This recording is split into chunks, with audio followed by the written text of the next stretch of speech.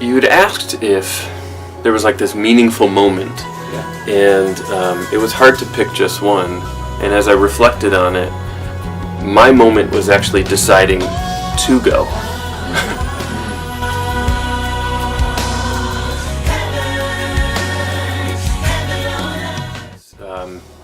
Well, it started from you, Dan, sending a message to consistory saying, hey, you guys ought to consider going. And to be honest, I didn't actually give it a whole lot of thought at the time, because I knew it was a big commitment.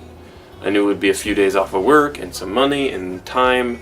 I had heard a lot of really awesome things about it from Heights of Hope and from staff and others who've gone, but it was kind of I think it was a God thing of bringing several different people and several different points together, pointing to, Jeff, I think you should go.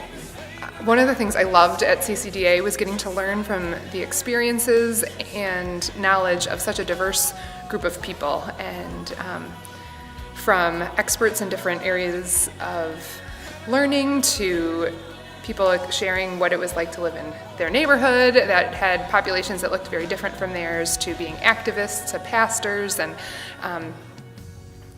getting to hear that in big sessions and in breakout sessions. And one of the guys who I keep hearing over and over in my head, his name is Jim Wilder, and I believe he referred to himself as a neurologian at one point, where he studies about neurology and then also theology, and how our brain works and meshes in with our faith and what it's like to live in community and the church, and has a passion for that. And one of the things that struck me was how we often see ourselves as it's reflected in the faces of other people, and that what we believe to be true about ourselves is what we hear and see as other people are with us. And when other people are excited to be with us, that builds this resiliency in us. So one thing that stuck out to me was this challenge to continue to express that, and often my Dutch stoicism makes me not always express that. I love that you started laughing. The first night, Heyman Cross, when he spoke, one of the things he talked about, a refreshing sense of purpose and why am I here and what am I called to do. And he talked about the fishes and the loaves when Jesus fed the 5,000, and we forget about the fragments and how we are called to look for the fragments, that we are all fragmented in some way, and we come together to be whole and to do it all, or to do what God has called us to do. And so the fragments in my life are part of a purpose. They're going to be useful for something. I can serve God even as a fragmented person, or even if my heart or my life is in fragments. I have a purpose and I have a calling. Throughout the course of the year, I've been reading on some racial injustice and the political climate lately, and having a conversation with a friend, and I said, how do I become more educated on how to respond to this? And he said, well, you got to get educated. And he said, go to CCDA. And so that was the moment where I think God was starting to just break down some of the objections that I'd set up in my own heart. And as a person who is such a lover of what this church does and the CCDA principles, but I'm not living it every day. I go and work for a corporation whose job is to make money.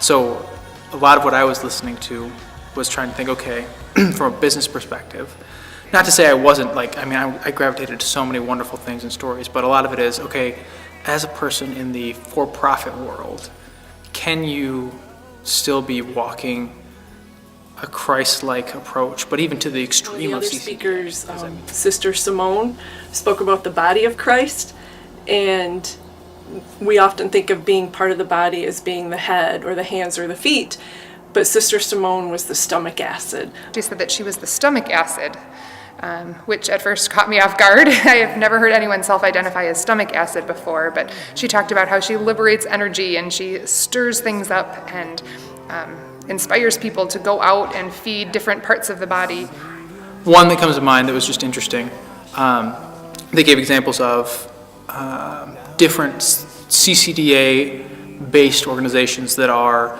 helping startups for companies that maybe their founders are people who are on the fringes. Maybe they don't have a great background, they don't have the support of a college degree or the support of individuals who can really help coach them and mentor them along. And so for them to have individuals who are willing to, I guess many would say, take a risk and help them with funding, help them with what's it like to start a business, what are the risks, that was really powerful for me. Because if I look at what are my God-given talents, and I guess to a degree I would consider my business background and the things I bring there are things that God has given me and has helped me succeed in life, but understanding how to transfer that to help others was something that was really powerful for me there. So there you go, there's one snippet for you.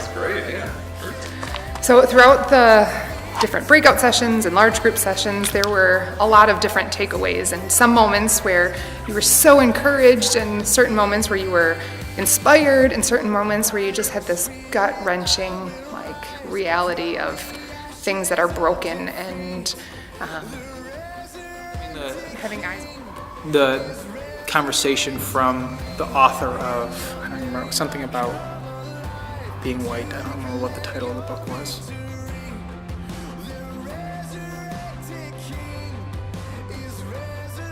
Oh yeah, Wide Awake, yes, sorry.